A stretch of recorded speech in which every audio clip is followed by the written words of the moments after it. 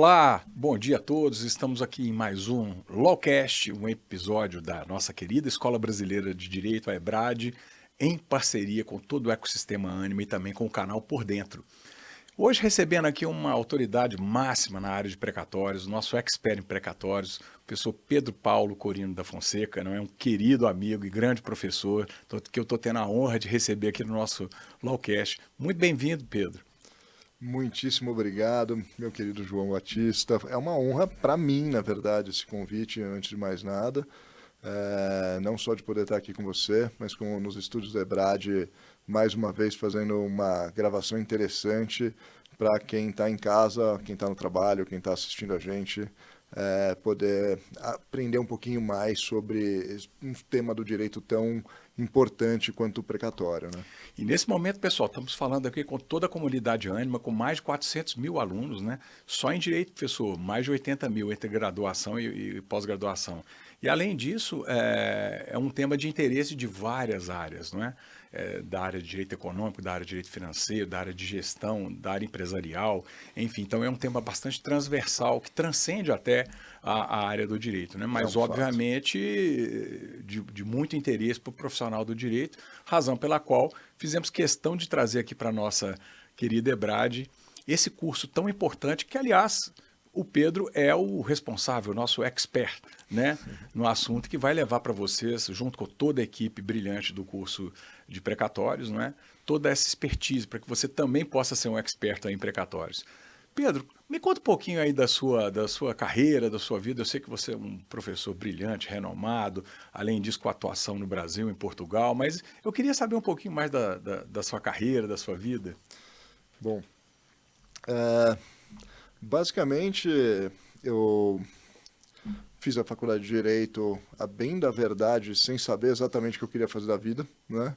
Foi interessante isso, mas foi a melhor coisa que me aconteceu, tá? Sendo muito sincero, aqui para quem está em casa, se você por acaso não é aluno EBRAD ainda, Faculdade de Direito é um curso incrível, incrível. Então, Prepara para a vida, né, Pedro? prepara para a vida. Eu brinco com os nossos alunos, os nossos queridos colegas, né, que o direito ele é transversal, ele está em tudo, né?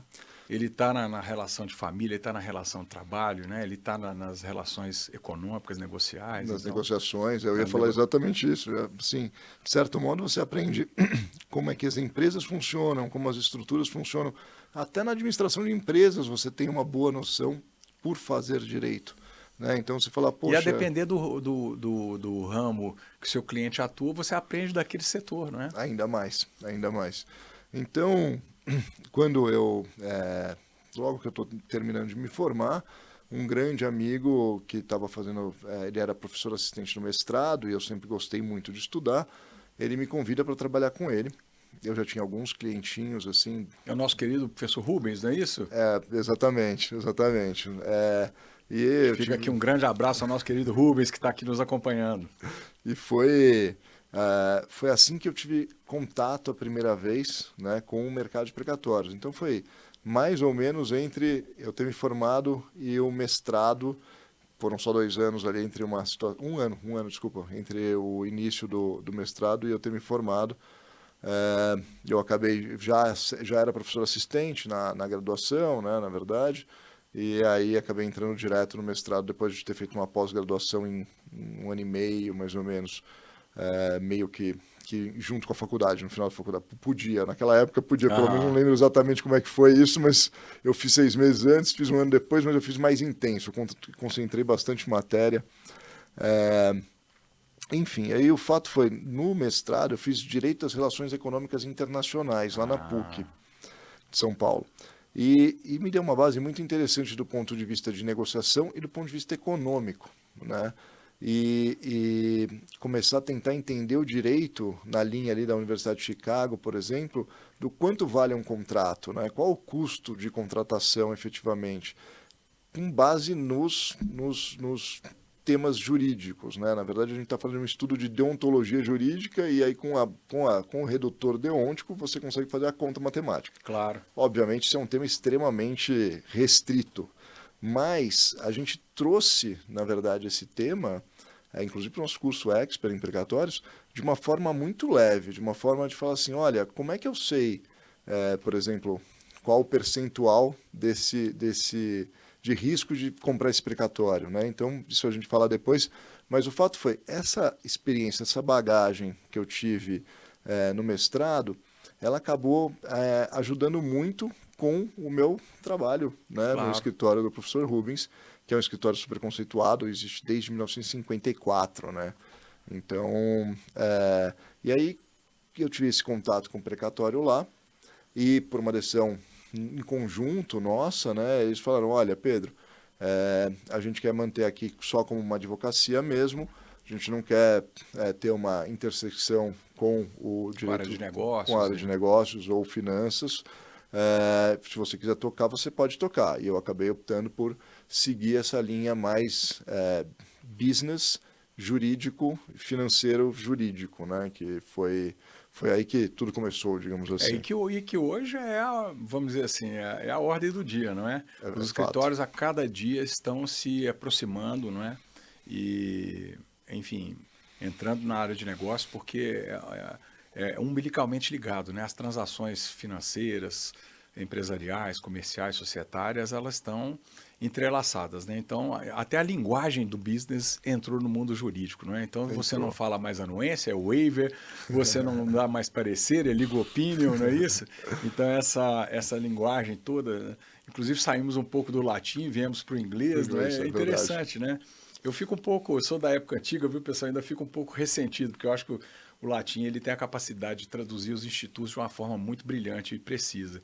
Mas no mundo dos negócios, as expressões, né, inglesas, né, da língua inglesa, sejam elas de origem americana ou propriamente dito na Inglaterra, que também é um berço da economia, dos negócios, ela tem sido cada dia mais usada, né? Sabe que eu nunca tinha pensado sobre esse aspecto, e é muito engraçado mesmo, porque a auditoria é due diligence, Due diligence. né? E aí o pessoal às vezes... Avaliação é evaluation, Valuation, né? Então, exatamente, exatamente. E, condição sine qua non agora é deal breaker, não é isso? e esse anglicismo está junto do português, né? Você coloca na mesma frase, É assim, né, verdade. no fim do dia. Tem muitos escritórios que às vezes, né? Eu sou ainda, pessoal, estou aqui em São Paulo toda semana, sou presidente aqui da Ebrad, né? Uma honra muito grande, mas também da Faculdade Milton Campos. Mas até hoje ainda fico nessa ida Belo Horizonte e São Paulo, né? E muitas vezes eu ainda me ressinto, né? Dessa familiaridade, né? Em relação a essa a nova língua que tem sido desenvolvida aí no trato do direito, né, no âmbito dos negócios. E no mercado de precatórios, eu diria que é super presente realmente, porque ele é um instituto jurídico, né, que está dentro do direito administrativo, mas que acaba permeando, né, está majoritariamente dentro do direito administrativo, então o juiz que toca o precatório em si, ele é o juiz gestor, né, do precatório, na verdade, ele não vai teoricamente reanalisar o mérito, né, ele vai fazer a gestão do pagamento, vai seguir uma série de procedimentos que existem no CNJ e tudo mais. Mas o fato é, você só consegue fazer com que isso vire um negócio no fim do dia com o mercado financeiro junto, né? Claro. Trabalhando em conjunto, trabalhando próximo do mercado financeiro. Então, acaba que todas essas palavras que são ali da Faria Lima, etc., acabam Exatamente. ingressando no nosso No seu escritório. vocabulário, né? Exato. Bom, eu acho assim, como nós estamos falando, Pedro, através do canal Por Dentro, para todo o Brasil, não é? E para a comunidade acadêmica da Ânima de todas as áreas, né? Como eu disse, mais de 400 mil pessoas, além de professores, ou seja, e funcionários, ou seja, uma comunidade muito ampla e muitas vezes um pouco leiga na área do direito, né? Porque temos profissionais de todas as áreas e profissões. Vamos falar um pouquinho para essa turma, não para a turma que está fazendo o curso que quer fazer, né? Mas mais para a área, o setor da sociedade que ainda não está tão familiarizado. Afinal de contas, você estava falando da origem do precatório, é uma origem administrativa. Sim. O que é realmente um precatório? Pô, excelente pergunta. O precatório, ele tem origem numa ação judicial, e eu já vou chegar na resposta, onde existe uma demanda privada ou pública, inclusive, ou seja, posso ser eu demandando em face do Estado, ou até um município demandando em face da União. E aí, após uma vitória, né, você tem Uma vitória no âmbito judicial. Judicial, perfeito. O ente federativo, ou seja, o município, o estado... O devedor, portanto, daquele crédito judicial, ele tem a prerrogativa de falar, olha, eu vou te pagar no meu próximo orçamento. E aí tem todas as regras de como isso ocorre. Então você tem hoje, né, depois da emenda 113 e da emenda 114, você tem a expedição do precatório até dia 2 de abril, aí o ente federativo tem que te pagar no ano seguinte, senão só te paga 30 meses, até 30 meses depois, né? Pelo menos 18 até 30 meses depois, caso seja expedido o precatório a partir do dia 3 de abril, por exemplo. Então, o precatório em si, o que é? Ele nada mais é do que uma inscrição em orçamento, né? Isso é a ordem cronológica do precatório, e o precatório é tudo isso, né? Mas a inscrição em orçamento de uma dívida judicial. Para quê? Para que o Estado, né, ele não possa pagar quem ele quiser, quando ele quiser. Ele não possa fazer diferença ou outorgar alguma preferência para os credores do próprio Estado. Como ocorria no passado, né, Pedro? Perfeitamente, exatamente. Havia essa inobservância dessa ordem, dessa prioridade, e muitas vezes gestores de má fé, ou às vezes até de forma incompetente, não é? Alocavam recursos de forma prioritária para amigos do rei, aquela coisa toda, não é? Esse é o grande ponto, né? Na verdade, tem muita gente que ainda busca alguma facilidade nisso, né, na ordem de pagamento precatório. Isso não existe, da mesma forma que não existem facilidades no âmbito tributário, não existem, né? Então a gente tem que sempre ficar muito atento a esse tipo de problema, porque a Constituição e toda a ordem jurídica nacional, ela vem buscar justamente uma segurança jurídica maior, né? E isso não quer dizer que você não possa fazer acordos com os estados claro. e entes federativos, muito pelo contrário, eu sou ultra a favor de acordos.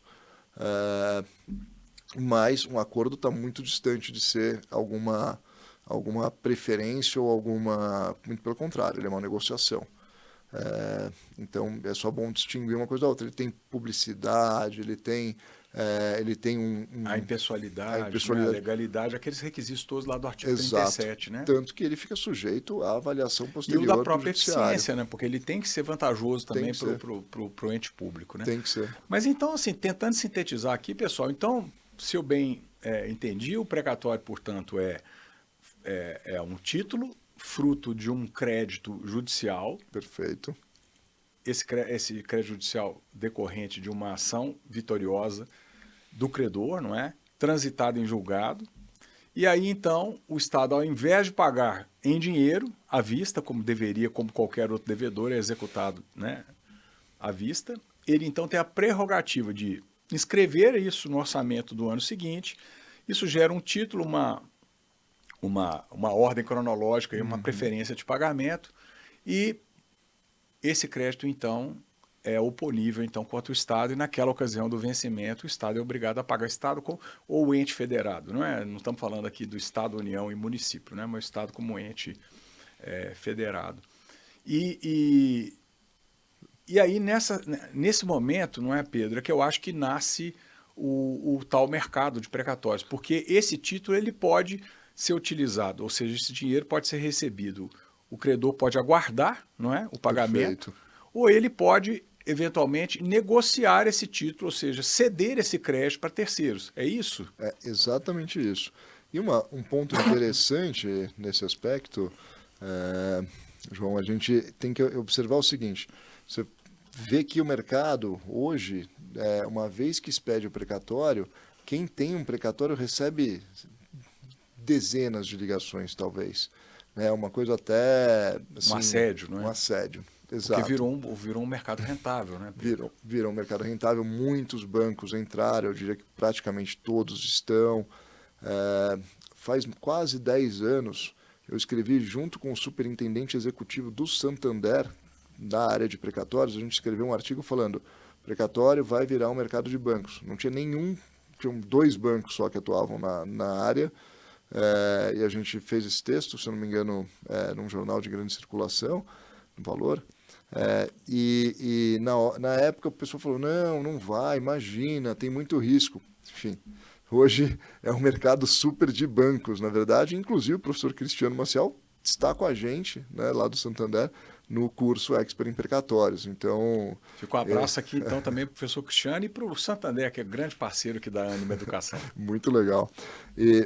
Basicamente, você vai ter, então, um mercado como um todo sendo fomentado por essas grandes instituições que precisam de profissionais majoritariamente jurídicos, né, atuando na auditoria ou due diligence desses precatórios, nos contratos que são celebrados com os detentores do precatório, né, para que fique ali tudo transparente, devidamente registrado, ou escrituras, né, de preferência inclusive, para demonstrar que existe uma absoluta boa Publicidade, publicidade, boa fé, exatamente. não há nada escuso. A vontade das partes está sendo respeitada e tudo mais. Enfim.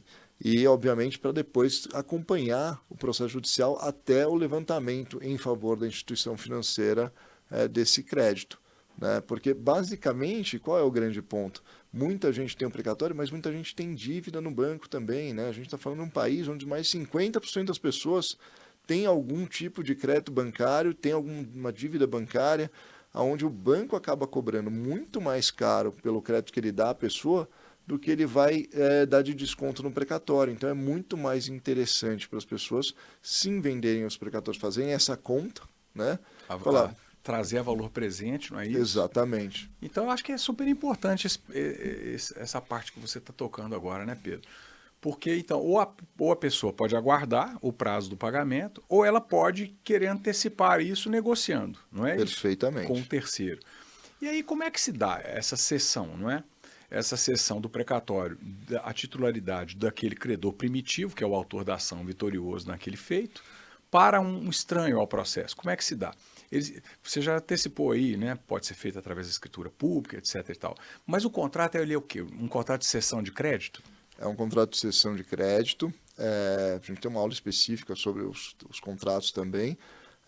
Tem algumas cláusulas que você precisa colocar, por outro lado, tem outras cláusulas que a própria lei já existe, mas normalmente a gente coloca a título de transparência, de reforçar, né, na verdade. Né, ficar claro para manifestação de vontade ficar livre, né, e bastante lúcida, né, transparente. Perfeito, perfeito. Principalmente as questões de quanto vale o meu precatório hoje, né, que é a grande pergunta de quem tem o precatório, e quanto eu estou recebendo por isso. Né? Então, acho que cabe ao profissional do direito que está trabalhando nessa área colocar essas informações na mesa. Né? Então, isso é bastante relevante quando dá negociação.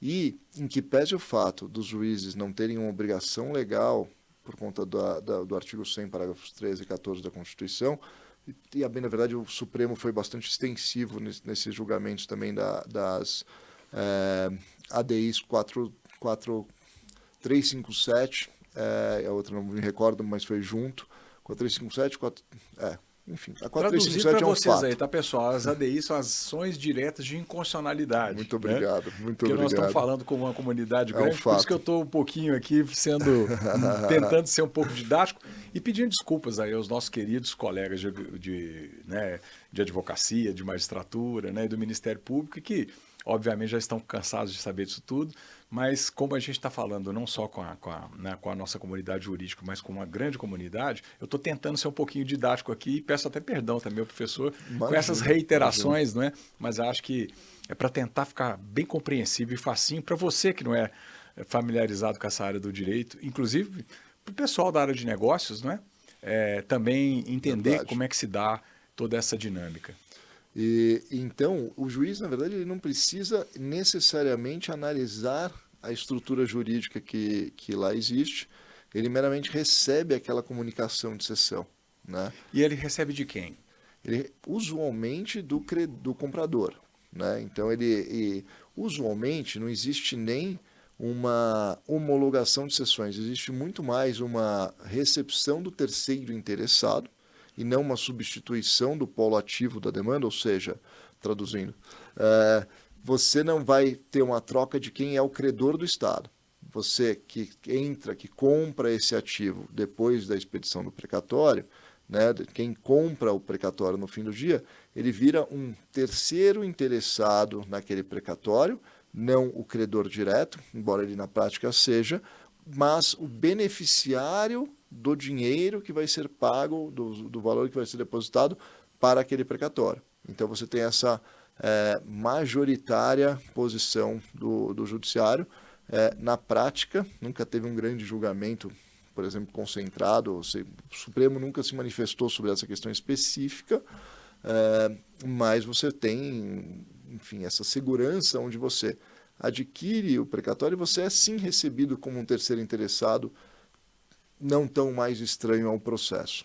Né? Então há, de uma certa forma, um ingresso no processo, né, desse estranho ao polo contratual. Exato. Ele se habilita, demonstra a aquisição, não é, do crédito, dos direitos decorrentes daquele precatório, e quando o juiz, então, quando o Estado vier a pagar, o juiz, então, vai autorizar que aquele pagamento seja feito diretamente a esse terceiro, Perfeito. Não é isso? Que adquiriu o título. Isso, também para o nosso público em geral entender, isso se dá diretamente do Estado na conta daquele cessionário, ou seja, aquele que recebeu o crédito, ou não, ou é nos autos e é expedido um alvará? Ele efetivamente, se o credor tem conta ou no Banco do Brasil ou na Caixa e o depósito ocorre na conta do Banco do Brasil ou da Caixa, acaba que ele recebe diretamente. O Banco do Brasil ou a Caixa já vinculam uma conta A na outra. Justiça já previamente autoriza e quando o pagamento é feito, ele é feito direto, não tem aquela tramitação nas contas judiciais, não é isso? Exato. Quando existe essa aquisição, uma cessão, por exemplo, até às vezes um herdeiro, por exemplo, usualmente o juiz faz uma comunicação ao banco dizendo, olha, você vai ter que pagar conforme alvará, conforme instruções futuras, segura aí o dinheiro, em outras palavras, e aí o juiz passa as instruções à instituição financeira para que pague para quem de direito agora o ativo. Então existe uma mudança real, formal na operação em si, por conta da questão da aquisição do precatório. Aliás, tem uma coisa interessante, até 2009 não existia uma expressa autorização para a compra e venda de precatório. Aí, em 2009, a emenda 30, ela traz essa inovação, né? Então, ela ratifica todas as sessões anteriores, ela ratifica todas as compensações tributárias anteriores, no texto da emenda, né? Isso não altera a Constituição em si, mas no texto da PEC, que depois virou a emenda 30, tem o artigo 5º e o artigo 6º falam isso, né? De ratificar tudo que foi feito antes. E aí, a partir da data da emenda, ele traz certas regras, que são essas regras de comunicação, dos parágrafos 13 e 14 do artigo 100 da Constituição, onde passa a ser válida toda a sessão de precatório, super, ultra, formalmente falando, né? Antigamente você só falava da referência do Código de Processo Civil. Né? Você passa, então, a ter uma referência constitucional para poder vender o crédito. E isso é um ponto importante. Isso dá um respaldo muito grande, não é? E o legislador foi sensível à necessidade das pessoas de não aguardarem esse pagamento. Porque a pessoa já aguardou ali 5, 10 anos pelo processo judicial. Né? Acaba que essa última espera, esse last mile, para a gente trazer a linguagem do mercado, acaba que é muito duro para essas pessoas, né? Então, para quem tem essa... E muitas delas, às vezes, pessoas de idade, não é? Que às vezes é uma demanda que já perdurou, porque a demanda contra o Estado, por ser o Estado parte nos autos, né? Ela já é uma demanda longeva, longa, não é? O Estado tem prazo em dobro, tem que ser citado, intimado pessoalmente, recursos com obrigatório, duplo grau de jurisdição obrigatório. Aí, em geral, as demandas que têm mais controvérsia, elas ficam muitas vezes suspensas para que se aguarde uma definição de tese dos tribunais superiores. Então, às vezes, a pessoa fica uma existência aguardando a solução do caso. A hora que ele ganha trânsito e julgado, ele já está com a idade avançada, né, Pedro?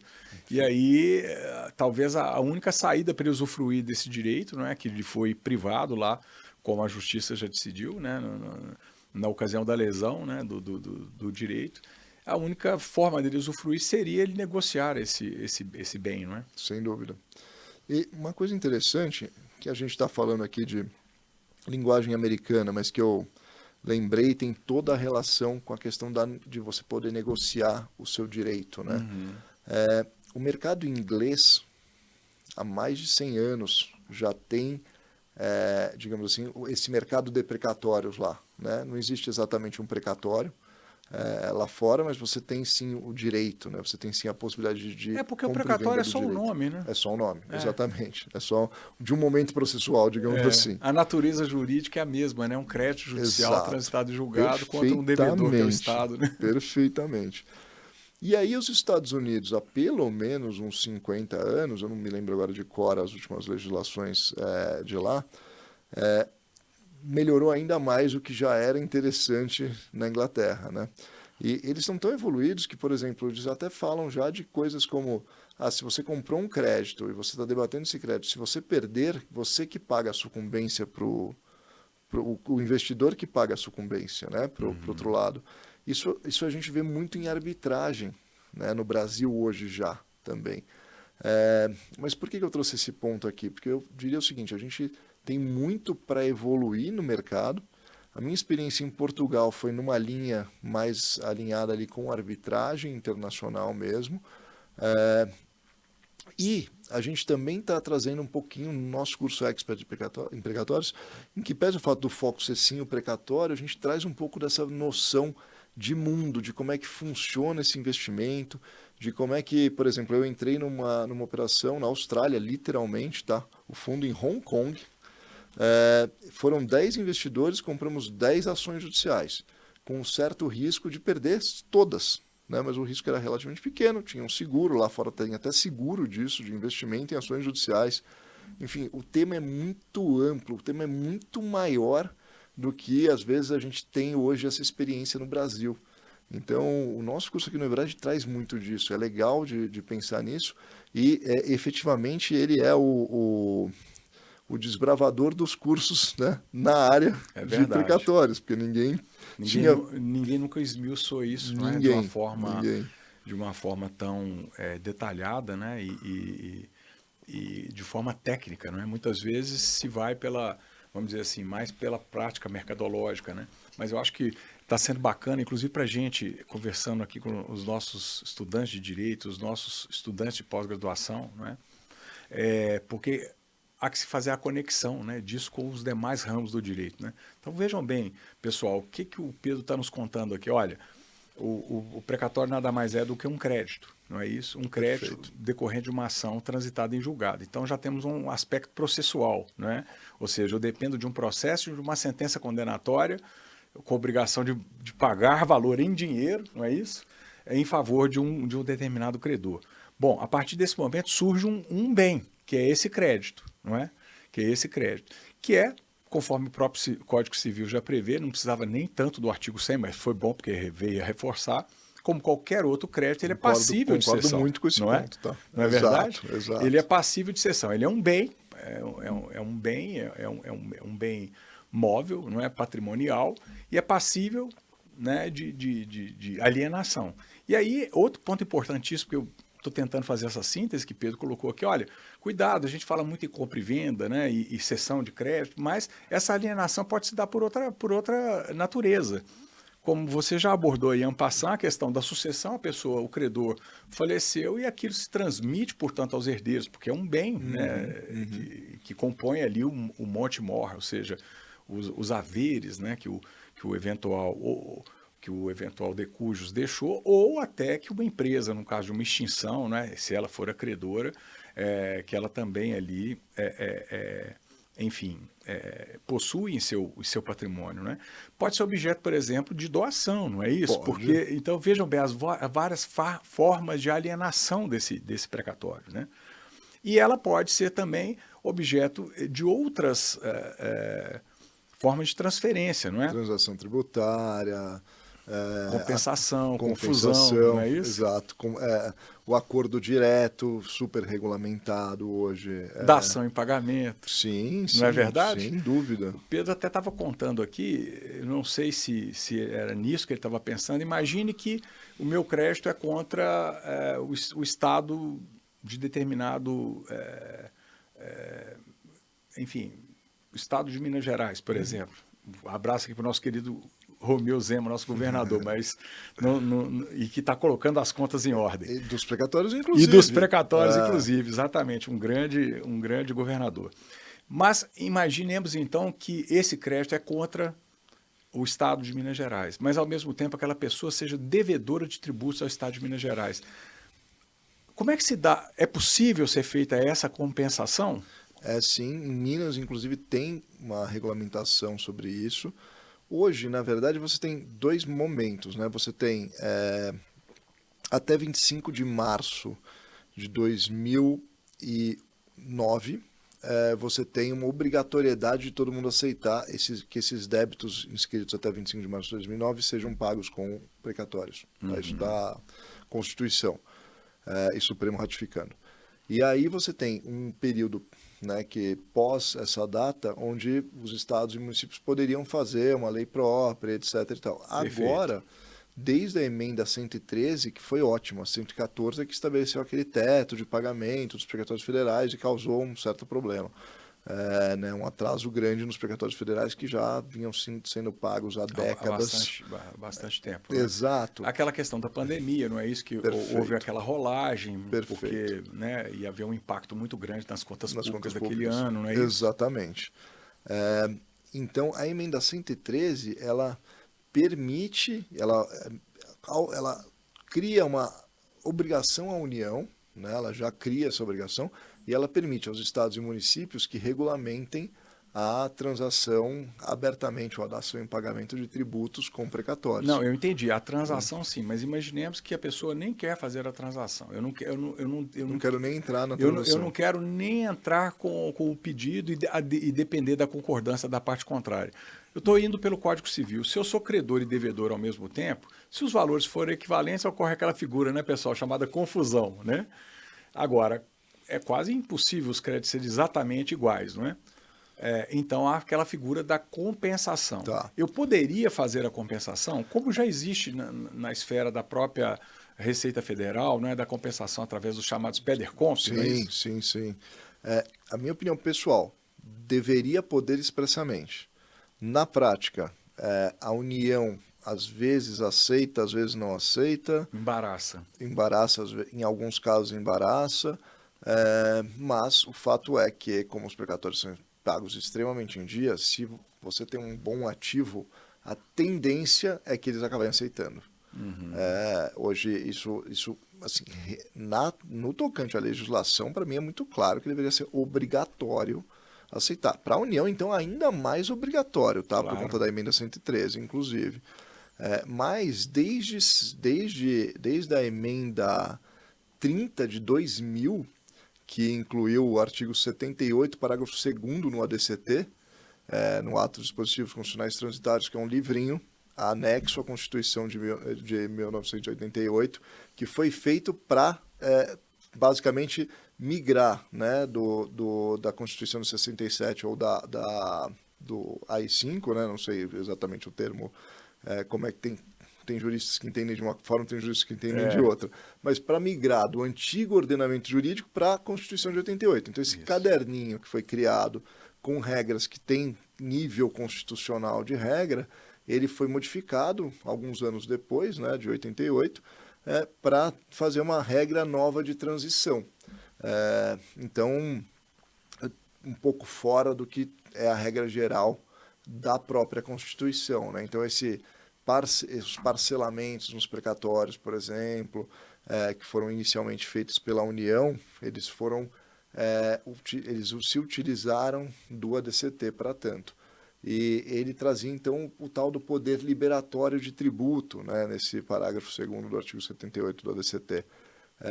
Então, dá para entender que o ordenamento como um todo, ele era muito, e ele é muito mais duro do que na prática ocorre hoje com os entes federativos de serem obrigados a pagar as suas próprias dívidas, né? O que eu digo aqui, o exemplo básico é aquele cara que você dá um cheque dele mesmo, ele olha o cheque e fala, não, mas esse cheque é meu, esse eu não aceito. Então, é um pouco complicado. Uma ótima analogia, não é? No fundo, não há nem justificativa, é apenas para postergar o pagamento, não é isso? Exato, exatamente. Porque essa que é a minha pergunta, não é? Porque, veja bem, no caso da compensação, eu não deveria ter que aguardar aquele prazo do pagamento, né? Aquela dívida já deveria se mas tem a questão orçamentária, né? Então, Sim. Na prática, assim, isso é a minha opinião, Pedro, pessoa física, tá? Se a gente fosse fazer uma resposta de consulta, por exemplo, a gente teria que trazer para a empresa consultante, acabaria tendo que falar para ele, olha, você vai ter um risco jurídico. Aqui. Aí é uma questão, uma decisão administrativa de sopesar os riscos. Eventualmente ajuizar uma ação, né, para compelir ou não, não é aquela... Dá para precificar tudo, né? Uma operação financeira que você coloca ali na planilha. Você vai saber quanto que você vai ter de ativo, quanto você vai ter de passivo. Eventualmente, num dado momento, esses ativos serão pagos. E você pode usar isso para pagamento. Mas, obviamente, do próprio precatório, do próprio tributo. Mas, obviamente, a ideia não é essa. A ideia é que se force a compensação, né? No caso de uma busca por uma economia tributária nesse sentido. Então, eu acho que... Não, excelente. Então, atentos aí, meus queridos amigos e colegas aí do direito tributário, né? Agora, esse gancho que você me deixou é interessante para a gente já ir por um pouquinho para a área de negócios, né? Você falou em precificação, ou seja, o valuation, a avaliação, não é? Como é que se dá esse deságio, não é? Existe algum critério objetivo, existe alguma regra ou não? Ou vai da livre negociação das partes? O valuation do precatório acaba tendo uma origem no valuation de empresas, né? E aí você tem vários sistemas. É aquele sistema do fluxo de caixa descontado, é isso? Por exemplo, esse é um dos sistemas de valuation de empresa, é o mais usado, inclusive, o mais utilizado. Para o precatório, você tem a avaliação de ativo e a avaliação de mercado, né? Tem várias formas de você calcular, por exemplo, quanto vale a marca de uma empresa, né? Que é um bem absolutamente intangível. Exato. Quando a gente acaba trazendo aqui o assunto do precatório, você tem a avaliação de ativo para você saber, primeiro, quanto vale efetivamente o ativo. E aí você vai fazer um exercício de este ente federativo vai me pagar no prazo correto ou não, né? Como está na prática, como está na lei. Então você vai fazer isso e vai falar, bom, quanto isso vale hoje, né? Qual o valor presente disso hoje? Há uma variação de risco e a depender da percepção do investidor, ele vai dar uma taxa de desconto maior ou menor. Exatamente. E a gente tem uma aula, né, no nosso primeiro módulo do curso Expert em Precatórios que fala muito minuciosamente disso, mas em geral, em resumo, o que a gente vai analisar é quanto tempo para frente que tem esse ativo, então qual o custo financeiro do dinheiro de eu esperar ou não, e, sem dúvida nenhuma, qual o risco que eu tenho. Só para o pessoal entender, né? A partir do momento que você faz a alienação, você pagou o credor antigo, né? Então ele recebeu à vista aquele dinheiro, né? Exatamente. E o risco do investidor é quanto tempo eu vou demorar para recuperar esse dinheiro, né? E ganhar aquele plus que eu, né, que eu descontei em relação ao preço de face, não é isso? Exatamente. E aí você vai fazer uma análise, sim, do risco do seu pagador, né, do seu que você é credor, do seu devedor público, né? Então você vai ter que analisar ele, vai ter que analisar. É interessante que assim você tem várias análises, né? Porque você tem o Estado e o município de São Paulo que estão pagando 2011, estamos depositando atualmente, o município está até um pouquinho pior. Para que vocês possam ter uma ideia, hein, pessoal, crédito de 13 anos atrás, hein? Exatamente, é muito tempo. Então, o que acontece? Quanto você pagaria a menos isso, né? Se você fosse falar, vou esperar 13 anos. Mas aí você tem instrumentos, primeiro, que são, esse o tempo, né, de pagamento é um instrumento que joga contra. Mas você tem um bom instrumento que joga a favor. O Estado e o município de São Paulo são super solventes, estão dentro aí são os maiores faturadores fora a União, praticamente. Metade do PIB do país, não é isso? Exatamente. As contas estão sendo colocadas em ordem, também parabéns ao nosso querido governador aqui, verdade. Que também tem feito uma gestão brilhante, a gestão financeira muito boa, né? E isso dá uma maior credibilidade e, portanto, uma maior solidez ao crédito, não é isso? E ainda por cima eles fazem o acordo direto e tem funcionado muito bem. A Procuradoria do Estado de São Paulo fez um trabalho espetacular, e do município também, a PGM também fez um trabalho fantástico, no sentido de trabalhar rápido para que aquele que abre mão de 40% do total que tem a receber, que ele receba muito mais rápido do que os 13 anos aí de espera. Entendi. Que ele teria. Então, essa alternativa... É um estímulo para que as pessoas recebam rápido, mas também dê um desconto maior, não é isso? Exato. E aí acaba que o Estado também tem uma economia, não é? Tem uma economia boa. E, no fim do dia, isso tudo valoriza um precatório de 13 anos para o futuro, que eu efetivamente acho que o preço seria algo como 20%, 25%, e no final do dia você hoje recebe 40%, 45% por um ativo se você quiser vender à vista. Se você esperar um ano e meio, você recebe 60%, né? Então, do próprio Estado. Então, é bem interessante esse... E é uma outra forma também do Estado se financiar com a taxas de juros mais módicas, não é, em relação ao mercado, né? Porque é o contribuinte que acaba, o credor, né, que acaba financiando essa dívida, não é? Por isso ele dá esse desconto, não é? Uhum. Pedro, mas assim, ainda falando do risco, não é? No passado havia os chamados precatórios falsos ou créditos podres, etc. e tal. Como é que isso aí, e era um fator de risco adicional, não é? Que às vezes as pessoas não sabiam, a gente tinha que ficar checando, né, nos entes públicos se aquele precatório existia, se era falso, né? Isso hoje ainda existe ou está completamente sepultada essa fase? Olha, infelizmente ainda existe, né? Esse é um dos pontos que a gente tenta mais fortemente trabalhar, né? Quando a gente está olhando créditos grandes, por exemplo, lá no nosso escritório. E aqui no EBRAD a gente analisa bastante vários aspectos, né, dessa... O curso, portanto, super prático. Ele assim, é capaz de ensinar os nossos alunos, não é, de como fazer essa avaliação, não é isso? Exatamente. E esse é um ponto que eu vou falar aqui do fundo do coração. Tem muito escritório, que tem muito nome, mas que não tem gente treinada de fato para fazer essa análise. Muito. Empresas, então... E essa análise, esses requisitos são formais que tem que ser analisados, são documentos? Como é que se dá essa due diligence aí do precatório? Não é? Além de você analisar a parte, né, para ver se tem dívidas, para evitar uma fraude, por exemplo, você tem que analisar o processo judicial que gerou aquele precatório. Que deu origem ao precatório. Porque a gente tem que lembrar sempre disso. O precatório não deixa e vai sempre ser um processo judicial.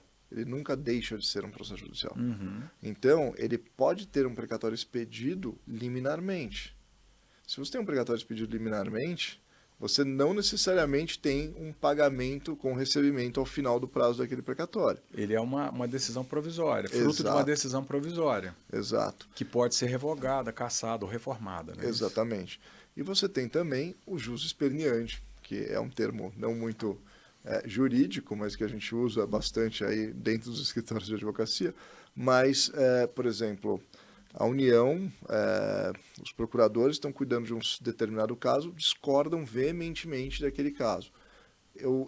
Não foi um, foram vários e vários casos, talvez algumas dezenas até, de casos onde existem recursos e mais recursos e mais recursos. Ainda que descabidos para postergar. Completamente descabidos, muitos dos quais até com sucumbência de má fé contra a União, porque o procurador, eu acredito que o procurador realmente acredite no fundo da alma dele que ele está correto, senão ele não faria isso.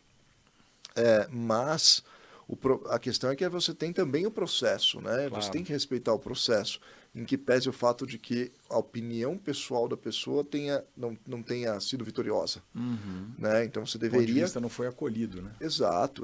Da mesma forma que muitas e muitas vezes os procuradores ganham, né, as demandas. E aí a gente tem que fazer uma análise quase que além do processo. Né? A gente vai tentar analisar, será que o Supremo ou o STJ tem alguma decisão ou está analisando algum caso, um leading case, ou um que caso... pode afetar aquilo. Exatamente. E eu acho o seguinte, mesmo ainda nas hipóteses em que esse precatório é fruto de uma decisão transitada e julgada, ainda há um certo risco, né? Por exemplo, a questão das ações rescisórias, não é? Existe sim esse risco. Não é verdade? Ação rescisória, pessoal, é quando ainda que haja um trânsito e julgado, não é? Há um prazo para que o perdedor, caso hajam vícios, porque não dá para a gente falar aqui da ação rescisória de forma mais completa, né? Mas hajam vícios flagrantes, não é? Que se possa rescindir, ou seja, se tornar sem efeito a decisão transitada em julgado, né? E nessa hipótese também aquele crédito pode ser extinto através de uma ação rescisória. Pode, pode. Então você tem tanto esse crédito que vai acabar sendo um novo crédito podre, que era uma vitória judicial, mas por uma rescisória. Ou seja, o crédito existe, está lá, transitado e julgado, o precatório está tudo ok, não é? Exato. Mas se a pessoa não se der o trabalho de ir lá e verificar, não é? Olha, a ação que deu Lastro vitória, deu inicial lastro, aqui. existe aí alguma discussão, né, significativa em relação a essa tese, né? E o que deixa uma certa insegurança, porque agora até em recente decisão do Supremo Tribunal Federal, que deixou a todos perplexos, né? A questão de nem haver prazo para ação rescisória tributária, o que me causou espécie, né? Em todo mundo. Isso aí eu acho que é um nível de insegurança que realmente não deveria ter sido criado, mas enfim, você acaba que você vence uma demanda judicial, você passa lá todo o prazo da rescisória, né? Se você tem uma mudança legal, uma mudança legislativa, alguma coisa que realmente altere aquele direito, tudo bem, você tem uma nova, né, o legislador trouxe, talvez por necessidade do Brasil, uma nova situação. Uma adequação legislativa. Uma adequação legislativa. Isso é uma situação. E aí sim você modifica... Aí, com o princípio da irretroatividade da norma, perfeitamente, né? A observância da coisa julgada, do ato jurídico perfeito, do direito adquirido, né? Perfeitamente. Nosso artigo 5º lá, né, da Constituição Federal, salvo engano, inciso 36, né? O que não pode é você realmente modificar o passado e fazer com que ele volte absolutamente... Eu não sei de quem é a frase, não é? Mas muito largamente dita, daqui a pouquinho eu vou tentar lembrar, de que no Brasil até o passado é incerto, não é? Verdade, é verdade.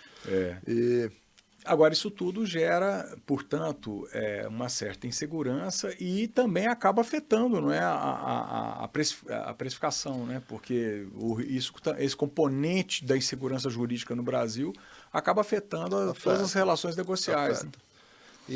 Mas esses não seriam os únicos créditos podres, né? O que mais se vê por aí ainda hoje são créditos tributários que você não consegue localizar a forma física ou pelo menos o processo administrativo do crédito tributário. Que deu origem a ele. Então, assim, tem várias situações complexas que você... precisam ser analisadas com muito cuidado, né? Para a pessoa não cair no chamado golpe, né? Sei lá, estelionato, estelionato, assim, mas exatamente. E infelizmente tem profissionais de má índole e, enfim, desonestos que militam ainda nessa área. Exatamente. Né? Eu sempre acabo me perguntando, por que estamos aqui conversando, ou ele não fez negócio com uma grande instituição financeira ou uma grande empresa? Né? Porque se o cara falar, eu tenho bilhões de alguma coisa, quantos são bilhões? Eu já vi créditos que representam percentual grande do PIB brasileiro. Pois é. Eu já vi julgado, tanto no Supremo quanto no TJ, eu estava presente, tá? Numa dada situação onde o advogado do outro lado, de renome, falou assim, ilustres julgadores, é mais fácil vossas senhorias entregarem as chaves de tal lugar, né, de tal instituição financeira, para os exequentes. Nesse caso, era contra uma instituição financeira, por uma questão de que o juiz de primeiro grau falou, olha, 9%, da mesma forma que essa instituição cobrava a empresa, a gente também, a empresa, eu também vou dar o direito da empresa cobrar a instituição. 9% de juros até pagamento. Só que 9% de juros até pagamento com 100 mil reais ao longo de 20 anos vira bilhões. O cálculo de juros sobre juros exponencial, né? Exato. Vira uma bola de neve, né? Então, que são também distorções que existem eventualmente nas decisões, né? E aí isso bate num princípio que chama enriquecimento sem causa. É claro que o direito é muito bom, o direito é muito bom. Essa pessoa precisa receber sim uma indenização, e eu sou super favorável, em que pese o fato dos meus clientes não fiquem bravos comigo, instituições financeiras em geral, mas tem que ter essa correção financeira no sentido de punição de quem criou de quem errou. Aham. Você tem que reembolsar, Criar um né, desestímulo, né, indenizar. para que a pessoa não transgrida, não é? Exato, exatamente. Então, assim, você indeniza quem foi prejudicado, reembolsa a pessoa ali e você pune, parcialmente, onde tem que punir no bolso, a pessoa que causou aquele dano. Mas sem enriquecimento sem Sem causa, né? enriquecimento sem causa.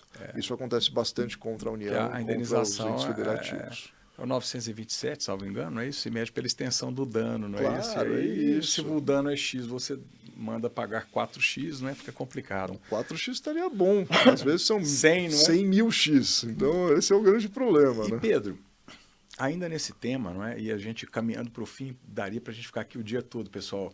Conversa com o Pedro tá tão gostosa e tão interessante, não é? E essa conexão múltipla com os demais ramos do direito, com a área de negócios e tal, é tão fascinante que a gente poderia gostoso. ficar aqui horas e horas. E já fica aqui o convite para os próximos episódios, né? Acho que eu vou dar uma aparecida lá no curso do Pedro para bater um papo com vocês. Vai ser uma honra incrível. Mas eu preciso falar uma coisa. O curso, esse bate-papo fica interessante porque Dr. João é um super hostess, né? Então ele traz o melhor que cada um dos entrevistados tem aqui para a mesa, o que cada um pode contribuir de uma forma super interessante. Eu comecei aqui um pouco meio quietinho, assim, eu estou numa liberdade super feliz aqui de estar presente. O bacana desse formato, né, do Lawcast é esse, né? A gente poder tratar temas áridos, às vezes técnicos, difíceis, complexos, não é? De uma forma mais coloquial, né? Com uma linguagem mais acessível e num bate-papo. Eu brinco muito o seguinte, hoje em dia é muito difícil, né, com a dinâmica da vida atual, aquelas palestras demoradas, aulas expositivas longas, as pessoas gostam de interação, não é? E o formato podcast que tem sido tão exitoso, né, nas diversas áreas, né, ele tem essa vantagem, não é? Porque o diálogo é mais fluido e aí as pessoas vão pegando a partir da fala do outro e vai se construindo É como se a gente estivesse na mesa de um bar, não é isso? Nossa, exatamente. Isso é uma delícia, né? É uma delícia, gostoso. exato. Mas então, Pedro, e aí, uma outra questão que eu acho que preocupa, não é? É a questão que muitas vezes aquele credor, ele também tem dívidas, não é? De outras naturezas, né? Então ele está sendo processado, ele tem demandas, porque pode haver uma penhora lá no rosto dos autos. A penhora no rosto dos autos, pessoal, é quando aquele crédito do objeto do trânsito em julgado que gerou o precatório pode ser objeto de uma penhora por um outro processo onde lá ele é devedor, não é isso? Perfeito. Ou uma dívida bancária, não é? Ou enfim, uma dívida, uma disputa judicial. Então, como até uma separação, uma separação, vezes, não é? A disputa para saber se aquele bem entra na partilha ou não ou entra, não. né? Ou até na própria herança, né? Sim, A depender, pode haver um testamento, enfim. São inúmeras situações, né, Pedro, que podem surgir, que são interconectadas com outras áreas, né? E que hão de ser avaliadas, né? Tá aí o porquê, na verdade, essa área é tão especial e digo aqui para você que está em casa, que remunera tão bem, porque você precisa se dedicar a entender um pedacinho do direito, de praticamente todas as áreas do direito, para você conseguir ser um bom profissional. É óbvio que se você vai buscar essa informação em livros focados em cada área do direito, você vai ter 1000 vezes mais trabalho. Se você vem aqui para conversar com a gente no Ebrard, você acompanha a gente, acompanha o João Batista nos podcasts, você vai ver que, né, os lawcasts, bem na verdade, você vai ter essa informação de uma forma muito mais inteligente, muito mais focada para você poder... Didática, né? Fica mais fácil de você apreender, né, todo esse conhecimento. Se desenvolver, né, a partir daí. Aproveitar que todo esse conhecimento que o Pedro está trazendo para vocês, ele que é o nosso experto aqui em precatórios. Mas, Pedro, foi uma alegria enorme te receber, não é? Uma honra muito grande, né? Agradecer sua vinda de Brasília, especialmente nessa ocasião, para estar aqui batendo esse papo conosco, não é? te pedir desculpas aí pela logística de horário, Não, foi mas tudo ótimo. eu não poderia perder essa oportunidade de tê-lo aqui conosco, né? Nesse bate-papo tão especial, tão bacana. E queria deixar aí a palavra aberta para que você possa, enfim, fazer a sua manifestação final. Bom, primeiro, muitíssimo obrigado. Eu que tenho que dizer, é uma honra, está sendo uma honra fazer parte dessa grande família de acadêmicos e que tem essa visão bacana de dar oportunidade para as pessoas, né? De treinar as pessoas, de trazer o melhor do direito e o direito na prática também para quem está em casa. Para mim tem sido um aprendizado incrível, né? E mais ainda estar aqui com você hoje, eu não poderia deixar de vir, eu moro em São Paulo, mas eu estava em Brasília efetivamente e vou voltar para lá para alguns compromissos ainda assim que a gente encerrar aqui, mas enfim, a honra é minha, eu estou muito feliz de participar. Eu diria que o mercado de precatórios tem muito a crescer. Quem entrar no mercado já vai ter muita oportunidade ainda na mesa. Você tem já algumas instituições financeiras dizendo, olha, CDI mais 2% ao ano já é uma remuneração muito boa para comprar um precatório federal, né? Estamos muito felizes com esse resultado, quando no passado, se você não fizesse 35% ao ano, os investidores nem entravam. Então, você está entrando numa maturidade de mercado que você precisa de bons profissionais trabalhando nele, né? Então, eu entendo, inclusive, que todo esse nosso esforço de criar um super curso de precatórios, ele se dá justamente porque o mercado precisa desse profissional cada vez mais valorizado, cada vez mais necessário. E o que vai acontecer, e isso eu escrevo e publicaria de novo no jornal também, nos próximos anos, assim, 2, 3 anos, é que vai haver uma readequação no mercado. Por quê?